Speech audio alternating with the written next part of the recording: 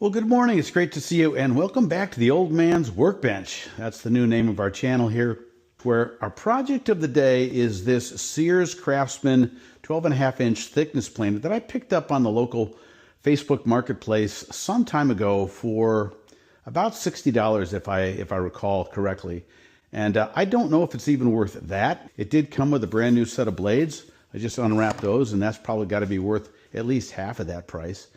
So I've got a couple of woodworking projects coming up where I could really use something like this if I can get it to work right. I just turned it on and I ran a board through it. I want to show you what we're dealing with. So take a look at this.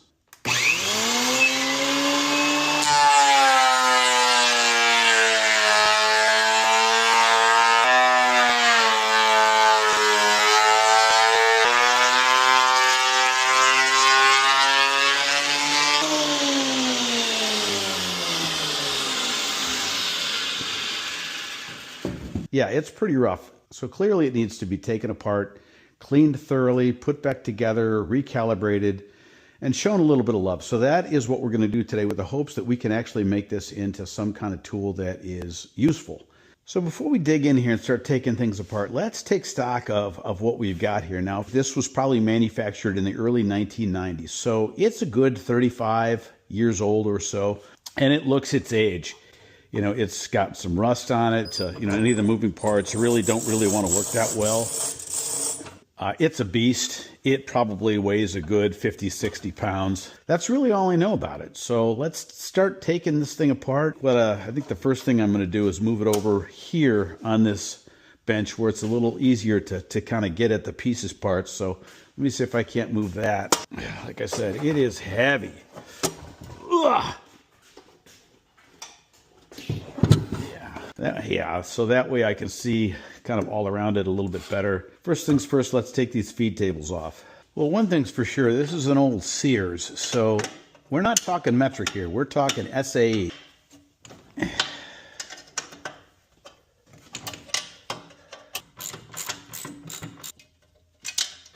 Okay, that comes off. I'm going to put these back here. They're not going to be in the way, but at least I won't lose them. All right, let's get the other side. And just like the other side, we'll put these right back in here.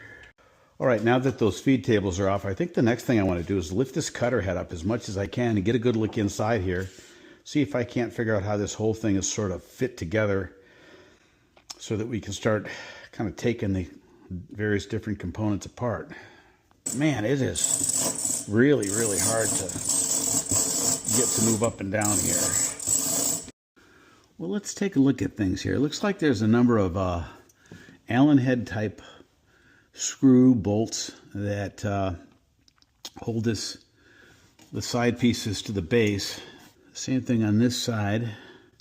So I think we can start taking some of these apart and at least get this off the base. I tried to turn this by hand, but it would not go. So I'm going to try to persuade it a little bit. Oh, there we go. Got it. Got it. I don't know if this is just holding the guide on or whether it's holding the whole plate on. It's just holding the guide on. That was a disappointment. Probably could just put these guides back on because they're not really holding anything in. We'll just put them in kind of loosely. All right, so here's where we're at. I was able to take these Allen bolts out. I think I'll probably have to loosen these up and take this this wheel off as well. So let's pull this out so we can get a good look at it. So this is the base plate. These are the pieces that we took off before that really weren't going to do anything. And all of these screws that we took out are tapped into this. The size of this looks to be cast, probably aluminum. It's not iron, it's aluminum. And then we've got the bottom rollers in here. And we're at a place we can probably take those out. Probably going to need to take those out so we can grease up the bearings and get rid of some of this rust here. So that's good news. We'll leave that for now and we'll get back to the cutter head, see if we can't get that cutter head off. This looks like something I would do. If I lost a fastener, I'd just find something else that fit. Have I worked on this before? Maybe this is my handiwork because it sure looks like it is. Let's take a look and see if this fits. Oh yeah, nice. That was a good guess. 5/16, no, 8mm, 5mm, blah, blah, blah. Good old American standard. Look at those blades. Look at the divots in those blades. I don't know if you can see that or not. All right, I got the top handles off. I got these over here. Now, I'm going to take these pieces out here and take this piece. You see, I've got this disconnected there, and I think once I do that, I can take these sides apart and this cutter head can come out. Oops, not that one. Not that one. Where's my Allen wrench? Here it is, right here. Here's my Allen wrench. That, and this can come out. We'll put this here. We can pull this apart.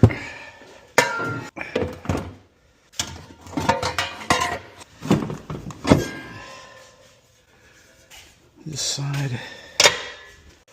All right, well, there's the motor with the cutter heads back here. See that rolling around? That's the cutter head.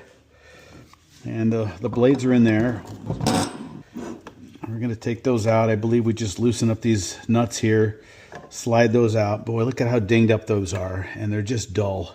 I've had butter knives that are sharper than that. So we'll get that new blade in there. These rollers, they roll with the cutter blades. Maybe we'll get them out and grease them a little bit and slide them back in, but I don't want to mess with the sprockets or the timing of any of that stuff. I don't know that it matters, but I don't know that I want to find out either. So yeah, let me show you something. If that's under tension, there's probably a spring under there that's pushing this up. So I got to be real careful that it doesn't go spring when I let this thing go. And then I can put it back together and don't lose pieces. Like that.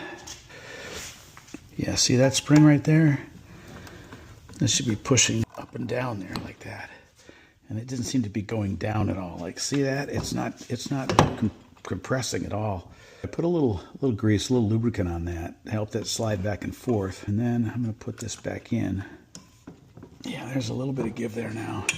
Okay, so there's a spring in there. I don't know if you can see that or not. There's a spring in there behind this. This stop is keeping this in here, same as this one.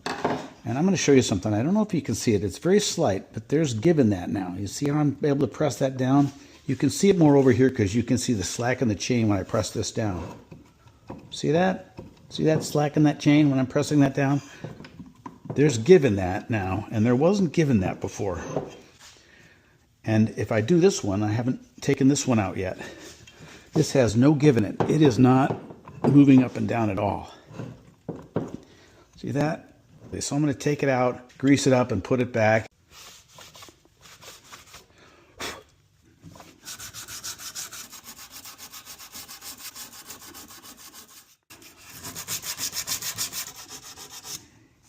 As we start cleaning this stuff up a little bit, my focus isn't on making things shiny. This is not going to be some kind of restoration project where I'm going to try to make this thing look shiny and new like the day that it came out of the factory. Really what I'm trying to do here is just get this thing working again, so at least as close as possible given its age and my limited ability. These rollers, which are stuck, really need to be rolling smooth and true so that when wood moves across it, it's not hanging up on anything.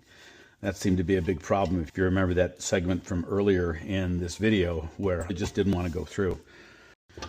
This is a good example of what I'm talking about. So this is one of the feed tables. This looked like this, and again, this roller was having a hard time spinning, as this one, I haven't cleaned this one up yet, is having, and the surface was all rusty and rough, and so I've smoothed it all out. We're going to put some paste wax on this and make sure that it's nice and smooth, as we will on this surface. Once we finish with these, we'll start working on this, get these rollers working again, and clean this surface up and wax that all up, and then we'll start putting things back together.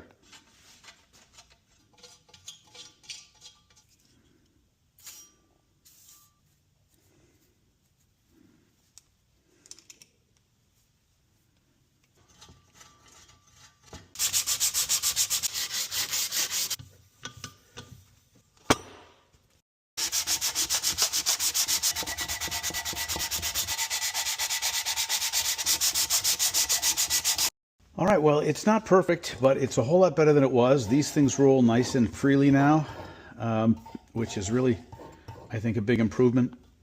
The in-feed and out-feed tables cleaned up really well. And, you know, we're just not going to get rid of those deep grooves there. I just wanted to make it so that it was smooth and that these rollers rolled and that didn't have a bunch of rust on it. Let's put this back on the other bench and see if we can't start reassembling things. Before we do anything, we want to put some grease on these threads so that it's not so darn difficult to crank this thing up and down. We're also going to put some up on these gears here. I think this is how we're going to put this back together. We're going to put these gears on first with these holders down here that we took off last. So kind of in reverse order of how we took it apart.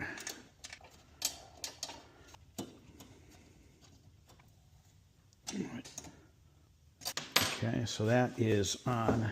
Okay, we're going to put a little grease on these guides here, and now we can put those covers on. So this one goes on this side, and this one goes on this side. And I know that because that's the side the tag was on. And now we can put these Allen screws back in down here, and then we'll square this up and put the top on. All right, we're going to lower the cutter head a little bit on each side.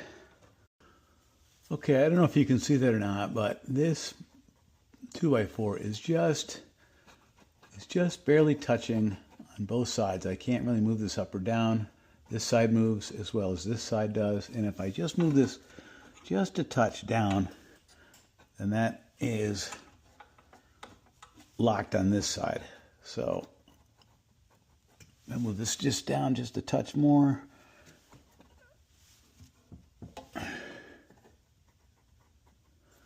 Just a touch more. That side is pretty much locked. Just a touch more. Yeah, and that's locked now. That's not moving. So that is square now. So now what we're going to do is install this cross piece here. I'm going to put it up inside this. Okay, so for some of you who might still be watching, you may be shaking your head at this, but once I got this adjusted on both sides so that it was square, I found that I couldn't put this cross piece in that has the angle gears here that help those rods move up and down in the same plane.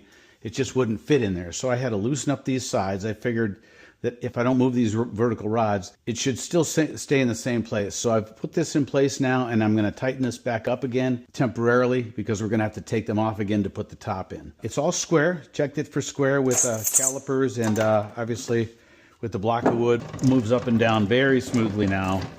Really the last piece of the puzzle is just put this cap on over here, and then these in-feed and out-feed trays. All right, we've got everything buttoned up, put back together. All we've got left to do is put new blades in.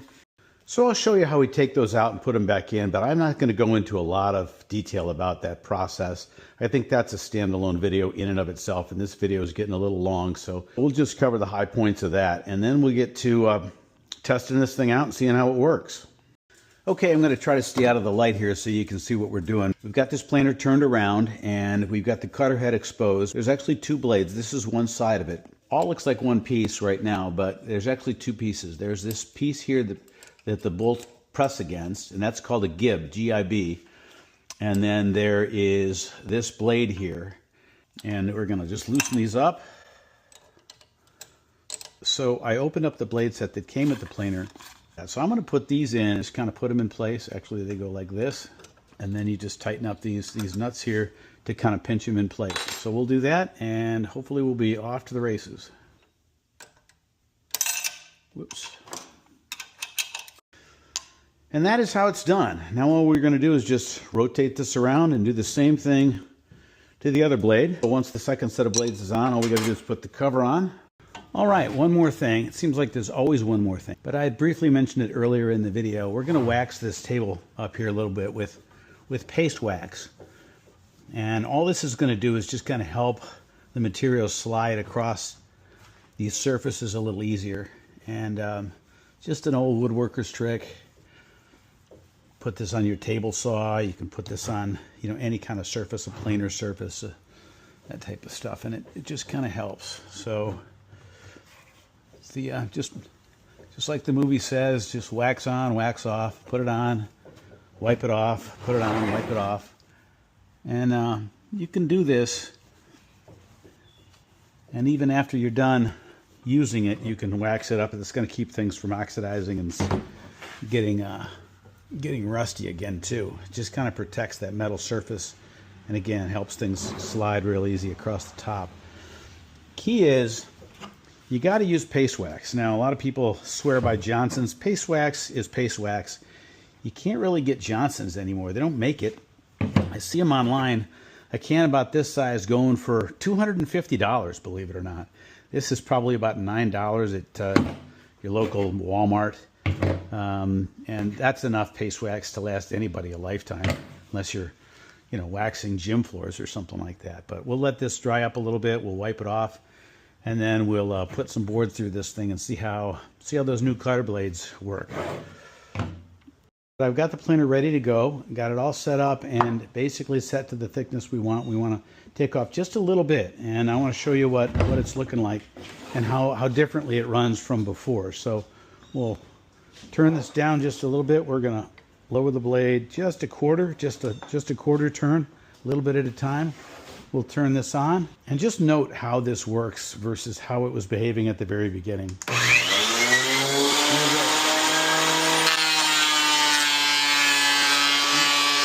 Touch it.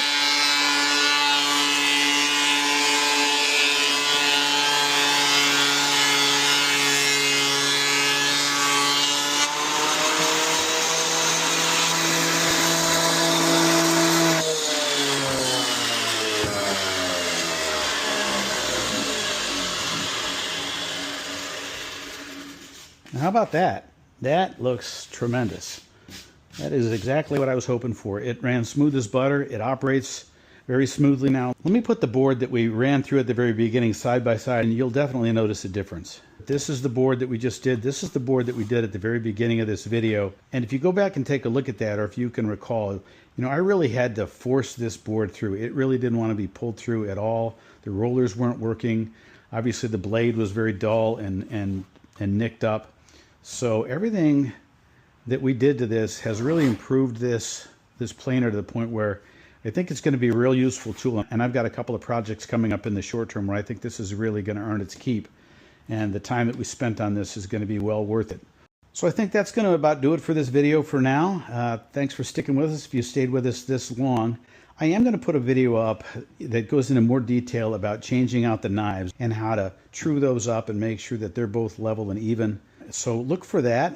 If you want to get a notification, go ahead and subscribe. We'd really appreciate it if you did that. It would help the channel. Give us a like, leave us a comment, let us know what you think. So we look forward to seeing you in the next one. Thanks a lot. We'll see you later.